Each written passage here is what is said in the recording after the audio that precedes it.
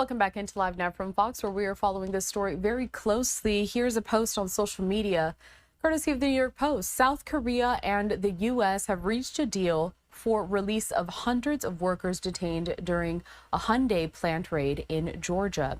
Joining us now with an update is Fox 5 Atlanta's Marc Teichner. Marc, what's the latest?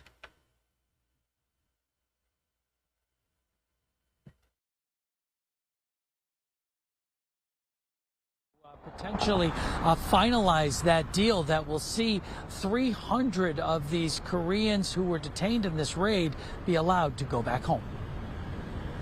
Well, we want to get along with other countries. South Korean officials say they've worked out a deal with the Trump administration to release 300 detained workers who will then be flown back to Korea in a chartered plane. They were among the 475 picked up in what Homeland Security calls its biggest operation ever.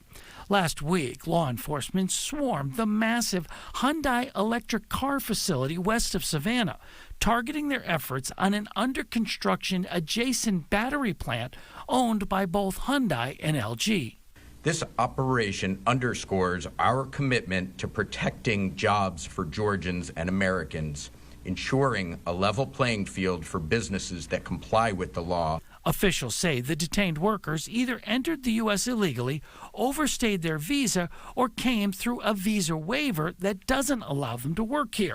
Hyundai says the workers were employed by subcontractors and not the company. We are sending a clear and unequivocal message that those who exploit our workforce, undermine our economy, and violate federal laws will be held accountable. While willing to cut a deal to get the workers out of the U.S., President Trump backed Homeland Security's efforts during the massive raid. We had, as I understand it, a lot of illegal aliens, some not the best of people, but we had a lot of illegal aliens working there. So, you know, look, they're doing their job. That's what they have to do.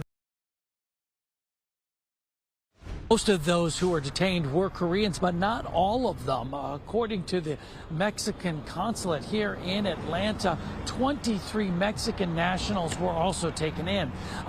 That consulate, in a social media post, said that a vast majority of those folks have now agreed to go back to their homeland and will likely be doing so fairly soon. Reporting live from Atlanta, Georgia, I'm Marc Teichner for Live Now from Fox. All right, Marc, thank you so much for that update. We'll be speaking with you very soon as we follow this story closely. Do want to bring up here on your screen, this is a post from President Trump regarding this whole situation. This was posted to Truth Social, in which he says this, quote, following the immigration enforcement operation on the Hyundai battery plant, in Georgia, I'm hereby calling on all foreign companies investing in the United States to please respect our nation's immigration laws. Your investments are welcome, and we encourage you to legally bring your very smart people with great technical talent to build world-class products, and we will make it quickly and legally possible for you to do so. What we ask in return is that you hire and train American workers. Together, we will all work hard to make our nation not only productive, but closer in unity than ever before. Thank you for your attention to this matter. Donald J. Trump, President of the United States of America. We're going to continue on with more of your top stories. First, we do have to take a quick commercial break, and then one more time here, I want to showcase this, a post on social media, courtesy of Reuters, saying South Korea is moving to pick up Korean workers following a raid in the U.S. state of Georgia last week.